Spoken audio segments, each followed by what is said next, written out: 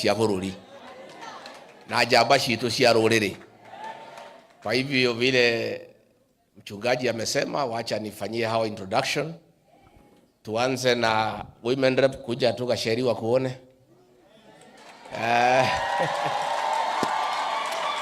Huyu anaitwa Njeri Maina, mheshimiwa.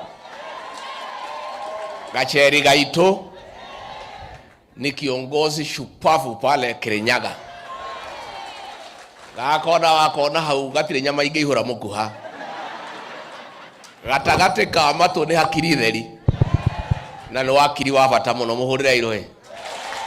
Asante.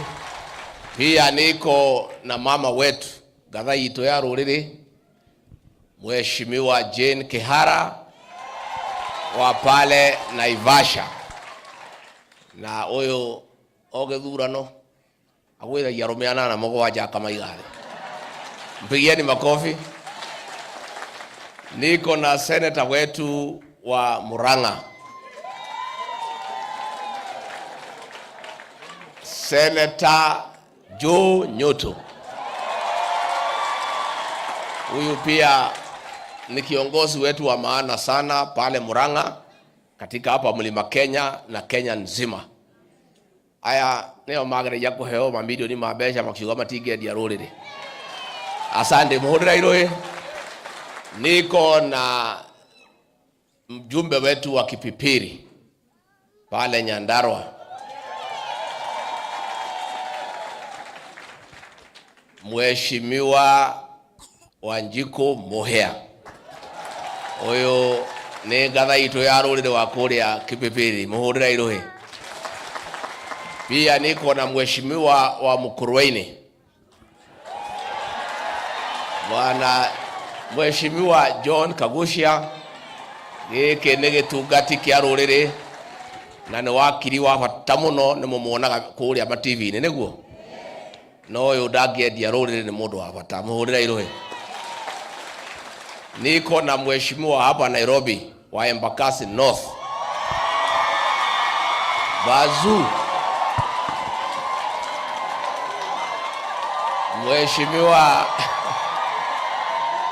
Mheshimiwa Gakuya ni wa Embakasi North. Na mimi najua kuna maneno mnapanga na yeye.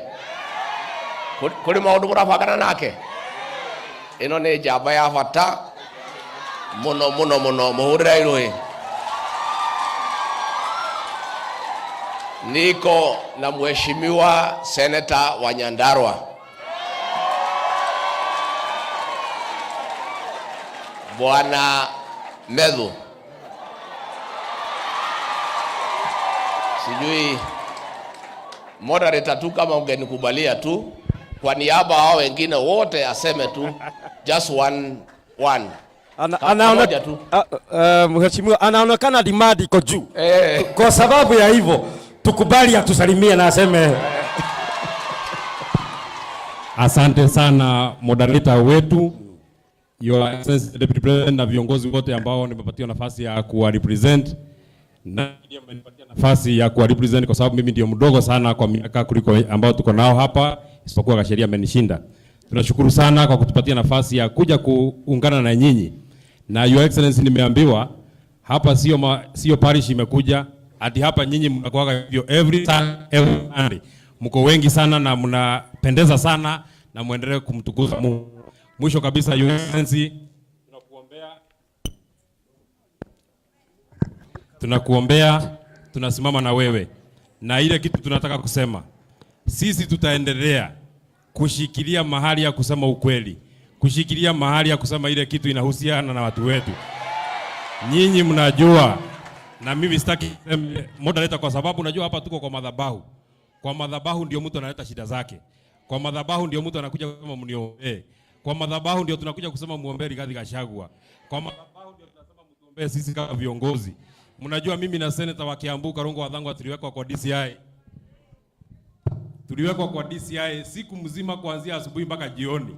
Hadi kwa sababu tumesimama na Rigathi Gachagua. Muendelee kutuombea kwa sababu hata watushike, watufunge, wafanye namna gani. Sisi tutaendelea kusimama hapo na kupeleka Kenya yetu mbele. Mwisho kabisa, moderator wetu, nimekubaliana na wewe. Umesema kitu mzuri sana. Mtu akipatiwa nafasi ya kuweka legacy, aweke ile legacy inafaa. Ndio maana mimi nataka niseme kwa wale ambao tupatiwa nafasi ya uongozi, tukiongozwa na rais na wale wengine, kama umepatiwa nafasi ya uongozi na umeambiwa kulingana na katiba na kulingana na maoneleo ya watu wengi, ikiwa mpaka watu wakubwa sana, majaji wa Supreme Court wamesema Kenya hii haiwezi kuendelea kama hakuna ABC, na wewe kama rais umepatiwa nafasi ya kuweka ABC, weka ABC kama hakuna kitu unaficha. Na wacha kuambia watu ati unataka mwaka 7. Mimi nimechaguliwa miaka 5 na inatosha. Wananchi warudi kwa debe, wachague viongozi kama wanaona viongozi ambao wako hapo hawafai. Asanteni sana na Mungu awabariki. Asante sana. Moderator, kwanza niseme asante sana kwa kutupatia nafasi kuja katika hii ibada ya Elder Penina. Mimi nimefurahi sana watu ya Mwiki kwa sababu nimeangalia yale mumepangia Mwenyezi Mungu ni makubwa. Nikiona hii kanisa mnajenga, onaiweka ni mwehotolete. This is a very ambitious project. Na tunaona vile mnapenda Mwenyezi Mungu, mumeamua kumjengea nyumba ya kimataifa, ya kifahari. Na ninaona mumejikamua. Hata kama mungali mko mbali, tumeona bidii yenu na hao viongozi na tumesema mumejaribu sana. Na sisi tumesema moderator, vile tumeona hii kazi pahali imefika, tungetaka next year mwezi ya 4 ya 5 utupangie siku, tutafute marafiki wetu wote tukuje hapa, tuchange pesa ya kutosha, tusukume hii nyumba kwanza, tufanye roofing, si ndio? Nimukwenda tugoka mweli wa 4 wa 5 tuheo muthenya, ni tuli arata ingi muno, tunganie besha tuketu tutindike nyumba eno, tona inywe ni mugeretie na ni mwehotorete ainyuanga mutire itheru. Unajua nimetembea kanisa mingi sana ya PCA na hii kiwango mimi sijaona. That is the truth. So we want to come and participate in that. Nikimalizia kwa sababu sitakuongea mambo mingi. Tunaomba viongozi wetu waheshimu kanisa. The voice of the church is the voice of God. Kama kanisa inasema iko shida, hao wahubiri ndio wanakaa na wananchi kila siku. Na shida mingi sana ya raia kabla kufikia sisi viongozi inafikia hao wachungaji. Hao watu viongozi wa kanisa wakisema uchumi bado haujafika vizuri, hiyo ndio ukweli. Wakisema hii mvumo ya SHA na SHIF hapana sawa sawa, hiyo ndio ukweli. Si ndio? Wakisema hii mradi ya manyumba watu hawafurahi, hii ndio ukweli. Tuache kuwakemea viongozi wa kanisa, tuwaheshimu na tuwasikize. Na tukiangalia pahali Kenya imefika, wabunge wamenyamazishwa isipokuwa hawa, si ndio? Maseneta wamenyamazishwa, kila mtu amenyamazishwa. Kanisa isipoongea si tutakwisha? So we want to encourage the Church of Christ to continue standing with the people of Kenya and to be truthful and to talk for the people of Kenya. Na tukitaka kuuliza serikali yetu, tafadhali be tolerant to divergent opinion. Hao wa Kenya wakisema mambo hapana iko sawa, hapana pigia hao makelele. Hao ndio wamekuajiri kazi. Makasiriko ni ya nini? Don't get annoyed when you are told things are not working. Because kila kiongozi ako na wadozi wake. Na sisi watu ya kuchaguliwa wadozi wetu ni watu wa Kenya. Kama tajiri yako akikwambia mambo hapana iko sawa sawa, hapana mkasirikia. Let us be tolerant to divergent opinion na tusikize vile wa Kenya wanasema, kwa sababu hao ndio wametuchagua. Mambo ya IBC, Senator Medho amesema, an election is as credible as a process. Kriegler report walisema the electoral commission must be in place 3 years before the election. Sasa tumebaki mwaka 2 unusu.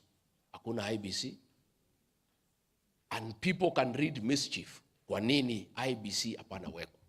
So we are calling for the constitution of IBC urgently and as of yesterday, ndio waanze kupanga mikakati ya uchaguzi so that the process can be as credible as the expected outcome. Na hiyo Wakenya wakiuliza si ati wamefanya makosa, ni kwa sababu ni haki yao. Mimi ningetaka niulize, nikiwa ofisini nilifanya kazi mingi sana ya kupigana na pombe haramu na mihadarati kwa sababu ya watoto wetu. Tangu watufurushe, nimeona hiyo pombe haramu imeanza kurudi.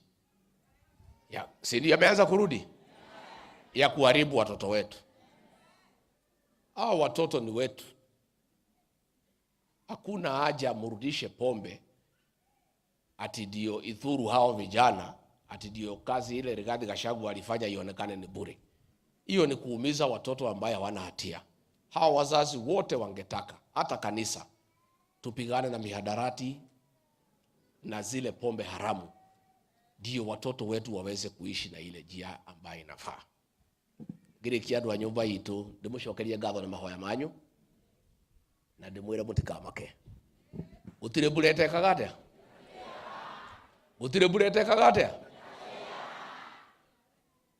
Na mwandu aria marabangira nyũmba ĩno itũ ri kuona ũru merwo mukungi akorire ũ?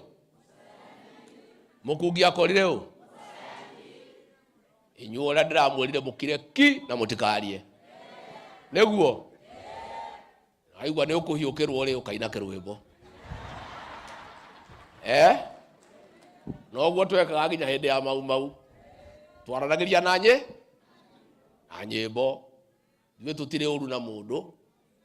Na tũkirĩ o ũguo. No tũrĩ ogĩ mũno. Tũthomaga mebasha.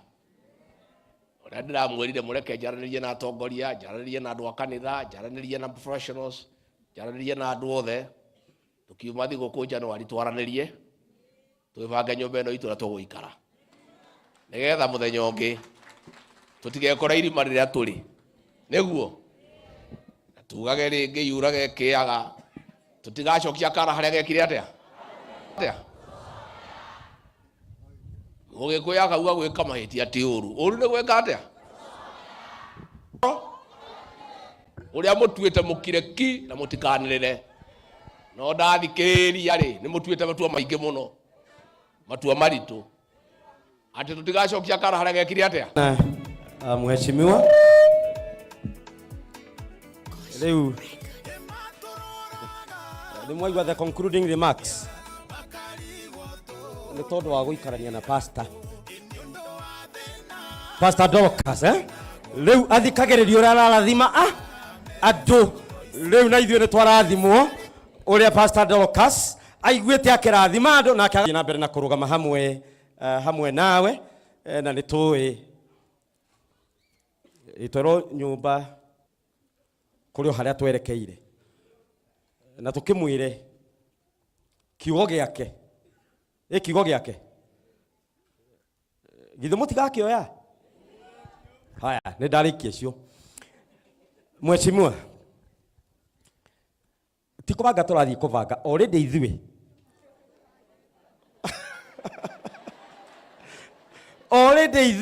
nĩ tũbangĩte tũrĩkagia. Subaru cars that are unmarked without number plates, abducted in clear view of everybody, Honorable Peter Mwathi and the MCA for Bibilioni. Peter Mwathi was taken round in circles for 8 hours before he was dumped on Bypass Road. The MCA for Bibilioni, who had spoken very strongly, was taken round and abandoned in Kenale Forest, where he has been picked and is now in hospital in a coma. So clearly, the police were part of this exercise. And I want to caution the state. I've been around for a while. I was in the Moi government. I was in the Kibaki government. I was in the Uhuru government. I was in Ruto government. I'm here today. The use of criminal gangs to manage politics is a very dangerous thing. These criminals, after you use them, as government. They don't go back home. They just continue committing crimes. From the pictures that are coming from Limuru, people are now calling us because they identify them. These fellows belong to a criminal gang that caused atrocities in the Mount Kenya region and Nairobi in the 90s and 2004, 5, 6. And what has happened now, once the state gives cover to these criminals to engage in crime, purporting to manage politics for the state, they'll go back to their crimes. And they have already started going to matatu stages to collect protection fee, going to dowry payment, demanding a 10%, going to hardwares, demanding money. Once a government uses criminal gangs to cause mayhem like they did in Limuru, beating innocent people in a funeral. And that young man called Erastus is a hustler. The parents are poor people. They came there and caused mayhem. Today, none of them has been arrested. So they get very embodied. And what happens to the public? If they can attack the second deputy president of the Republic of Kenya in full glare of the media during daylight, with machetes, with weapons, and nothing is done to them. So far, none has been arrested, despite the fact that these are people who are known even with the criminal records. Then they set upon citizens and start extorting money. And the citizens will panic because they will ask, if they can attack the second deputy president of the Republic of Kenya with police supervision, who am I? I want to say, number two, from where I sit, we have discussed with many people, and we are clear in our mind. Some peace caravans had been organized within the Mount Kenya region with musicians to go around to try to entice the people to give favor to the president and his deputy, who are not doing very well in the region for now. And when people asked, why are you sending peace caravans? There is peace in the Mount Kenya region. Send these peace caravans to Baringo, send them to West Pokot, send them to Baragoi. There is an attempt to create chaos in the region through this disruption of meetings. Because you see what will happen, Karanja. I was supposed to go to Nakuru for a funeral on Saturday. And I was supposed to go for a church service in Molo PCA. When my supporters in Nakuru learned of what happened, they started organizing themselves to protect me and to deal with whoever may want to come and attack me and create chaos. And I had to stop because I cannot allow that situation, because that is what the planners of this violence wanted. The people of the Mount Kenya to start fighting each other. So they had organized groups in Molo, and my supporters in Molo, who are in thousands, started organizing themselves so that if anybody tries to come near where I am, they will be able to deal with them. And as a leader, as a very responsible leader who cherishes peace, I had to make a decision to call off Nakuru, to call off Molo, to avoid a clash between my supporters, who are in thousands, and the few criminals who have been paid. So I can see from where I sit, some people have sat down and said, this mountain, because it's becoming problematic, let us set up these characters against each other. Let us get this criminal gang that is feared in the area, unleash it, give it state protection, let it cause mayhem, let the people protect themselves and protect others, and then the mountain is chaotic, and then they can enjoy. I want to appeal to our people, wherever they are. Even leaders have told them, because this criminal gang, after the Limuru attack, they have started reaching out to leaders. Please, we can offer you protection. That is what they wanted. So that we have a situation where, for you to go to a meeting now, the state has absconded responsibility of his role to protect citizens, and now you are leaving leaders to look for criminal gangs to protect themselves. Like if I want to go somewhere now myself, I say, because what happened to Limuru can happen, let me also look for other gangsters to protect me. And then you set people against each other. That is a situation that should never happen, and I want to caution the government to be very careful. When those criminals were brought in the 90s, they developed into something that was very problematic. Rooting them out was a very painful and costly affair. Whoever has sat down and decided that you want to engage these criminal gangs to manage politics in the region, you are courting a disaster. And you are starting something that you cannot stop. I don't mean to cut you short, but you served in government for 2 years, Yes. Honorable Gachagua. Yes. And this, as you're saying, is something that the state has done. Is it something that the state has started doing? No, that or is thing it something happened. that happened that even thing, under your tenure? Under our tenure, it has never happened. We are very clear that we cannot allow criminal gangs to take over this country. You cannot allow criminal gangs to go to disrupt meetings and attack leaders and do nothing about it, because you are creating a situation of lawlessness. But it was These under your gangs, tenure. these gangs were there. They were introduced in the 90s during the clamor for multipartyism to deal with those who are clamoring for a multi-party state. Honorable And Gachagua. they developed into a very big problem going forward. And dealing with it was a very costly affair. From what I can see, and what I saw in the Muru, and what had been organized in Nakuru and in Molo, some people in government have sat down and decided that they want to use criminal gangs to manage politics. Right. Disrupt meetings, scare leaders, like now they really destroyed vehicles belonging to members of parliament so that leaders are scared of going to meetings. Again, is a way of stifling dissent, because I think leaders who move around with me are very vocal about things that are not right in this country. And I think this is a way of trying to scare leaders. But I can tell you, that is not a situation that can go for long, because members of public will not allow it. And members of public will organize themselves, and they all say no. In fact, the people of Limuru are saying, had we known that this gang was coming, because they were all outsiders, none came from that area. The people of Limuru are crying that they did not have information. They say they would have dealt with those characters. We need to take this so we conversation want the forward. state to take over security, secure all meetings, stop using criminal gangs, and arrest those characters, because from the social media, from the videos, these characters are clearly defined and they are known, and people are even putting names to them because they know them. None has been arrested. Instead, they want to harass the senator for Kiambu, Karungo Thangwa. Karungo Thangwa was a victim. I came with him. We came in the same convoy. He was attacked. His vehicle was attacked. And after the incident, he went to DCI headquarters to report this incident. They refused to listen to him.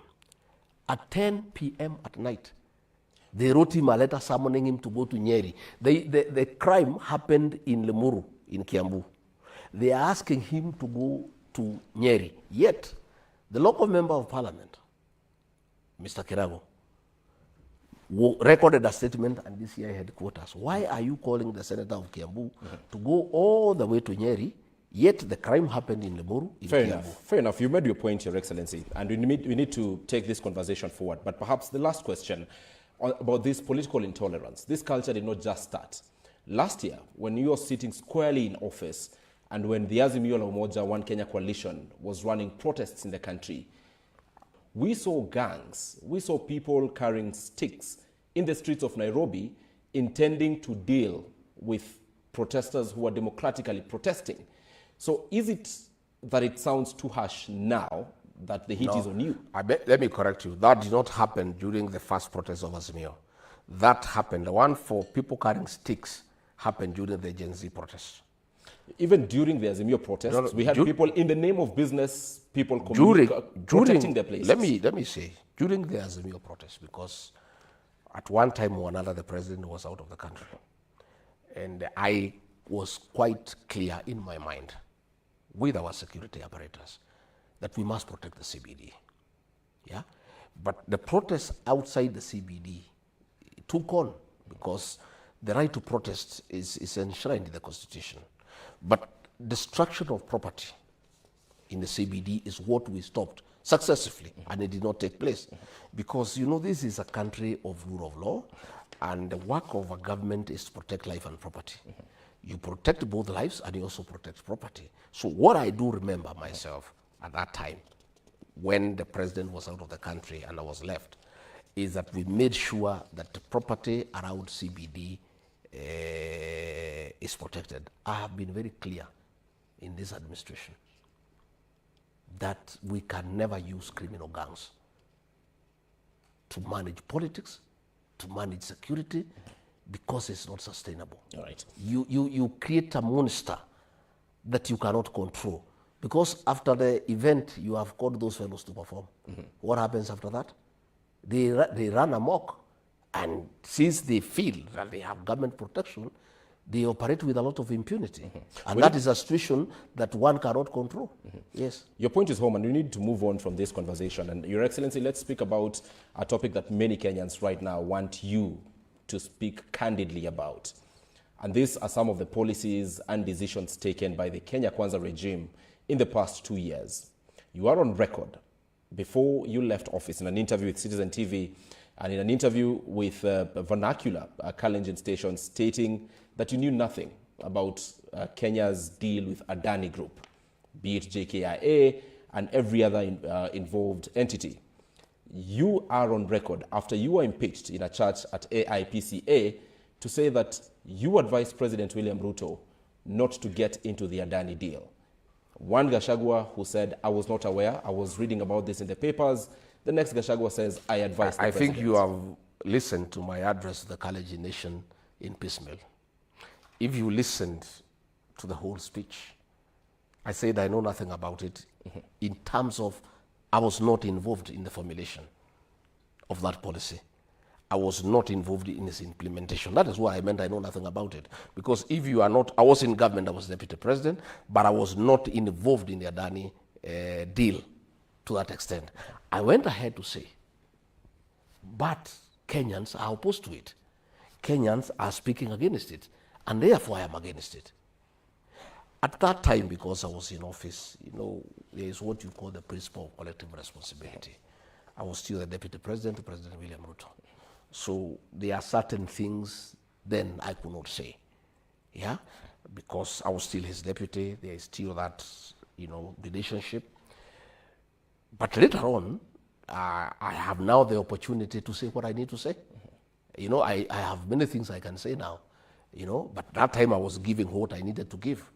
And I said, I was clearly, that matter did not come before the cabinet committee that I chair. It went straight to cabinet. Were you in cabinet when it came to cabinet? Yes, I was. What discussions were there about Adani? I cannot give discussions in cabinet because I'm still bound by the Official Secrets Act. I wouldn't diverge in detail as to what happened in cabinet because that would be irresponsible on my part. But what I can say is that I was opposed to it. And at my own time, privately, I was able to sit with the president and say this is not right. It's a rip-off to the people of Kenya. It is not tenable.